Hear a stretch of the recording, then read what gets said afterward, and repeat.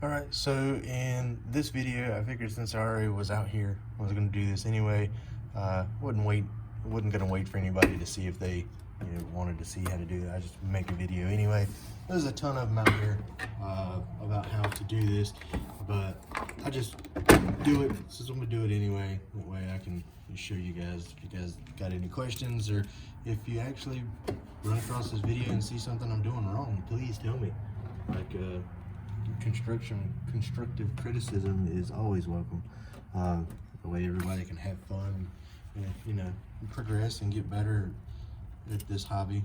It's new to me, I'm picking it up, but I'm familiar with soldering stuff on cars, so it's not too foreign. But I've already cut the connectors off of this end. I've stripped them, wire stripped them just a little bit, and then kind of twisted them together so it's nice and uniform. I've already got the heat shrink cut and in place, and these xt90 connectors come with the little caps that lock onto the back. They kind of cover everything and make it look nice. So make sure you put all that on first. And then what you're going to do these connectors, I use a Weller soldering gun. It gets hot pretty quick, so that way you can get nice, you can tin the connectors nice.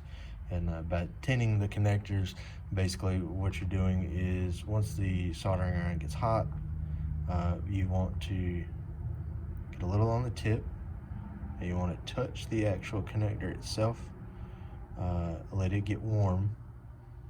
And I do have this connector clicked with the other end piece to try and keep it from sagging due to heat. You feed some solder in this cup, nice and hot, so it spreads out. And then that connector right there is good and tinned. Now you also want to tin the wire, and then you pretty much the same process. You get nice and hot, you put a little on the tip, and then you touch it against the bottom of the wire and kind of push it towards it until the wire heats up, and then it'll actually pull it from the top through the bottom. And you don't want any hangers like that. So I'll go ahead and tin both these wires since they're both hanging here. I know the top one's the only one that's secured, but this one shouldn't go anywhere.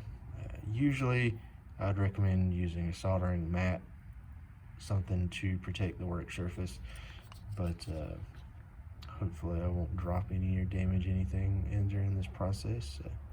Tin this wire nice and good, try not to get it too hot, and then just give that a second to cool.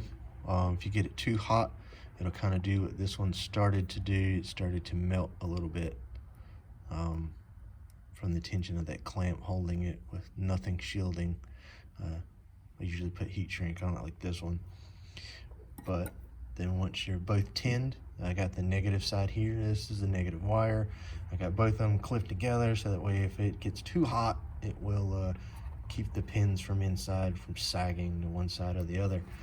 And then what you do is you come in once they're laid together and get it nice and hot, and you want to just touch the top of the wire as it's in the connector. And then it's kind of hard to see on video because I'm kind of blocking everything with all the equipment, but you want to get the solder nice and hot so it pulls it through the wire. Everything kind of melts back down to one blob of solder, and just hold it in place and do not move it at all. Just let it cool, don't move it. Just keep it nice and still. And you got to be careful because the connectors and pins in this will be hot for quite some time.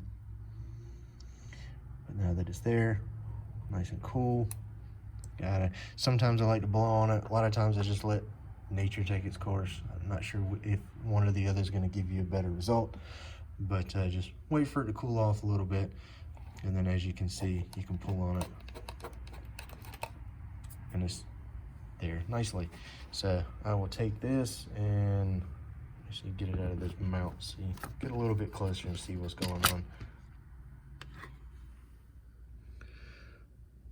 And it's there. It's not the prettiest thing in the world, but it is very tight, and it is just on the charge lead, so I shouldn't have to worry about anything knocking it free like if it was in a car. If it was in a car, I probably wish I would have had a little bit more solder on top of it, but I really believe that is adequate. I don't think that is going to come out at all. I'm happy with the way that turned out. So now then you just slide the heat shrink up there. If you let it cool, it's not quite so hard because this is the exact size of this pin diameter. So if you don't let it cool enough and start to slide it up there and don't get it right the very first try, then it'll start to shrink on you and it won't fit. But you slide this all the way up, all the way as far as you can get it into this connector. Then you take a heat gun or like a grill lighter and then shrink it. And then once you get both sides done, you pull that up and snip the end on it. So I'll do the other side and then show you the finished product. All right, and that is the finished product. Got both sides soldered, got the heat shrink on it, shrunk it down to size, and then slid the connector all the way up and clipped it in place. So it is ready to go. It's nice and strong. Like I said, it's just a charge lead. I would do a little more checks on it if it was going on the car or a battery, but as long as the charge lead isn't connected to anything, there's no worry about trying to short anything out like you do on a battery, or if you're messing with the actual truck connector with short wires, and you got to make sure you do it perfect the very first time. But that's how I solder these xt90s. I've got a couple more to do, but I'll just show you this one. And if you got any questions, just let me know. I am using rosin core solder. It does have a little bit of flux in it. This is cheaper solder, but it works amazing. I got it off Amazon. You don't get a lot with it, but it has done so many connectors. I've probably done 20 connectors now. I did get these xt90 AMOS connectors off of Amazon as well. I love these, they're great. And I got some Dean's connectors, AMOS connectors, that I got for my brother-in-law. I did all his trucks the other weekend, and they worked absolutely perfect as well. So any questions, leave them down in the comment. Hope you guys have a good one. Bye.